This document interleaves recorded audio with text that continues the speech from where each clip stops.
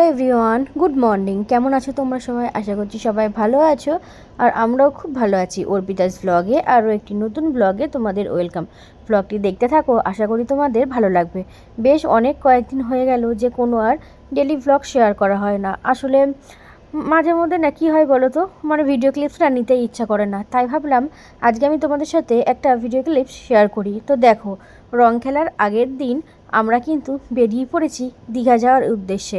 আমরা কিন্তু ওই 5:30টার সময় গাড়ি ছেড়ে দিয়েছি। বেশ অনেকটা রাস্তা কিন্তু চলে এসেছি। তো সকালের দিকটা কিন্তু বেশ কুয়াশা কুয়াশা ছিল। তো তারপরে অনেকটা রাস্তা আসার পর আমরা কিন্তু দেখো এখন হচ্ছে পেট্রোল পাম্পের থেকে তেল ভরা হলো, তারপরে কিন্তু আবার গাড়ি ছেড়ে দেওয়া হয়েছে। মাঝে কিছু ফটো টটো তুলে নিলাম।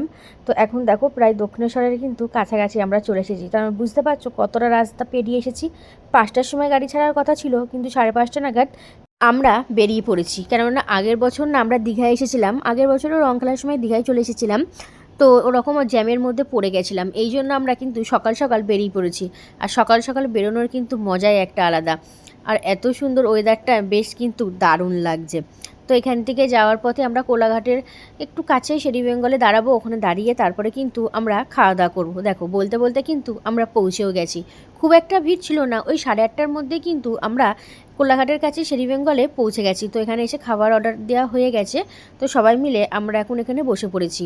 কেউ লুচি খাবে, কেউ হচ্ছে আলুর পরোটা খাবে, আর কেউ খাবে হচ্ছে ধোসা। তো কে কী খাবে না খাবে তো সেগুলো শুনেই কিন্তু অর্ডার দেওয়া হয়েছে। তো খাবারটা আসতে একটু লেট করছে, কিন্তু আজকে একটু বেশ ফাঁকা ফাঁকাই রয়েছে, হয়তো আমরা তাড়াতাড়ি পৌঁছে গেছি বলে এই জন্য। তো দেখো আমাদের খাবার কিন্তু চলে এসেছে। প্রথমে হচ্ছে দুই দাদা ধোসা অর্ডার করেছিল, মশলা ধোসা, সেটা খাওয়া হয়ে গেছে, সেই ভিডিও ক্লিপসটা নেওয়া হয়নি। আর আমরা এদিকে সবাই কিন্তু আলুর পরোটা নিয়েছি। তোমাদের দাদাভাই বলেছিল যে লুচি খাবে, কিন্তু পরে ওটাকে চেঞ্জ করে আবার আলুর পরোটাই অর্ডার দিয়েছিল। আর আলুর পরোটা খেতে কিন্তু বেশ দারুণ ছিল। আলুর পরোটা ছিল, তার সাথে ছিল এখানে কাবলি ছোলা দিয়ে একটা ঘুগনি করেছিল, রায়তা ছিল। পরে আমরা কিন্তু একটা মিক্স ভেজও অর্ডার করেছিলাম, কেননা এখানকার মিক্স ভেজ খেতে কিন্তু বেশ দারুণ লাগে। তো খাওয়া দাওয়া আমাদের কমপ্লিট হয়ে গেছে। চলে এসেছি আমরা বাইরে। বাইরে যেই দোলনাগুলো রয়েছে, এখন এখানে বসে একটু ভিডিও তুলবো, একটু ফটো নেবো, তারপরে আবার বেরিয়ে পড়বো। এখনও বেশ মানে 2 থেকে 2.5 ঘন্টা মতো লেগে যাবে দীঘা পৌঁছাতে। মনটা না ব্যাকুল হয়ে উঠেছে, মনে হচ্ছে কতক্ষণে দীঘায় যাব। এর মাঝে কিন্তু একটা শর্ট ভিডিও বানিয়ে নিয়েছিলাম। তো দেখো আমার মাথায় দেখতে পাচ্ছ কিন্তু রয়েছে পলাশ ফুল। আগের দিন সকালবেলায় বাড়ি হাঁটতে গেছিলাম, তখন ওখান থেকে পলাশ ফুলগুলো তুলে এনেছিলাম, বাড়ির থেকে মালাও গেঁথেছিলাম, যে খোপায় লাগিয়ে তারপরে একটু ছবি তুলবো, একটু ভিডিও বানাবো। কেননা এখন তো এগুলো খুবই ট্রেন্ডিং, আর এগুলো কিন্তু বেশ ভালো লাগে। তারপরে বেশ অনেকটা রাস্তা আমরা চলে এসেছি। মাঝে এখানে দাঁড়িয়েছিলাম একটু ডাব খাওয়ার জন্য। ডাবটা জলটা কিন্তু বেশ মিষ্টি ছিল। ডাব খাওয়া হয়ে গেছে, তারপরে আবার নেওয়া হয়েছিল আইসক্রিম। এই এখন আইসক্রিম খাওয়া হচ্ছে আর গল্প করা হচ্ছে, বেশ আনন্দ লাগছে। আর মনে হচ্ছে যে কখন গিয়ে আমরা পৌঁছাবো দীঘাতে। ওই যে দূরে দেখতে পাচ্ছ দীঘার গেট, বলতে বলতে কিন্তু পৌঁছে গেছি। তো সবার ইচ্ছা ছিল এখানে একটু দাঁড়িয়ে ছবি তুলতে, কিন্তু অনেকটাই লেট হয়ে গেছে, তাই ভাবলাম আজকে আর দাঁড়াবো না। তো চলো এখন হচ্ছে আমাদের হোটেলের দিকে যাওয়া যাক। আর যখন আমরা হোটেলের দিকে আসছিলাম, তো তোমরা সবাই যারা দীঘায় এসেছো তারা তো জানোই যে এখানে পুরীর মন্দিরটা তৈরি হচ্ছিল। পুরীর মন্দিরটা বেশ কমপ্লিট হয়ে গেছে, হয়তো কিছুদিন বাদে উদ্বোধন রয়েছে। তো এখন তো ভেতরে ঢোকা নিষেধ। তো যাওয়ার সময় এখান থেকে ভিডিও ক্লিপসটা নিয়ে নিলাম। এর পরের বার যখন আসবো তখন এখানে এসে কিন্তু পুজো দিয়ে যাব। মনে একটা ইচ্ছা নিয়েই গেলাম। পুরীতেও গেছি, কিন্তু দীঘাতেও কিন্তু আবার পুরীর মন্দির হয়ে গেল, বেশ ভালোই তাই না বলো? এই যে এইটা হচ্ছে আমাদের হোটেল ইন্ডিয়া। তো আগে থেকেই আমরা বুকিং করে রেখেছিলাম। তো এই যে সবাই মিলে এখন হচ্ছে হোটেলের ভেতরে ঢুকবো। আর হোটেলটা দেখে কিন্তু বেশ পছন্দ হয়েছে, বেশ ভালো, একদম নিরিবিলি। আর এই হোটেলে একটা কিন্তু সুইমিং পুলও রয়েছে, সেটা দেখেই কিন্তু আমরা হোটেলটা বুক করেছিলাম। কেননা একটু সুইমিং পুলে স্নান করতে বেশ আনন্দ লাগে, আর আমরা এত প্রচণ্ড পরিমাণে মজা করি।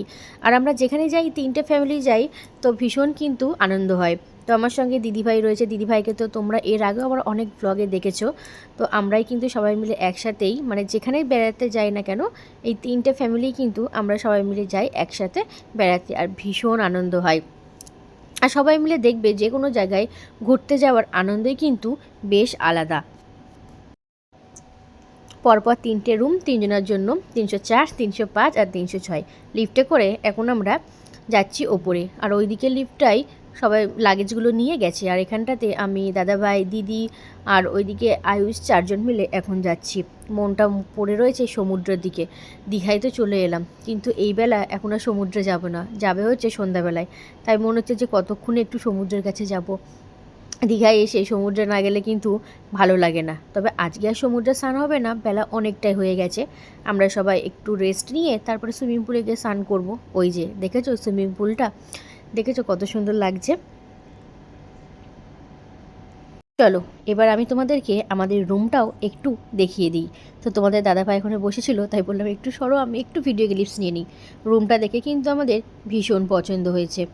এই যে এটা হচ্ছে বেড, বেশ সাজানো গোছানো, দেখতে কিন্তু বেশ ভালো লাগছে। প্রত্যেকবার কী হয় জানো তো, যখনই আমরা কোনো জায়গায় বেড়াতে আসি না কেন, আগে লাগেজগুলো নিয়ে একদম খাটের ওপরটাই রেখে দিই, তখন আর ভিডিও ক্লিপস নেওয়া হয় না। তাই আজকে বলেছি যে না, আগে আমি ভিডিও ক্লিপসগুলো নেবো, তারপরে সমস্ত জিনিসপত্রগুলো যেখানে রাখা জিনিস সেখানেই রাখবো।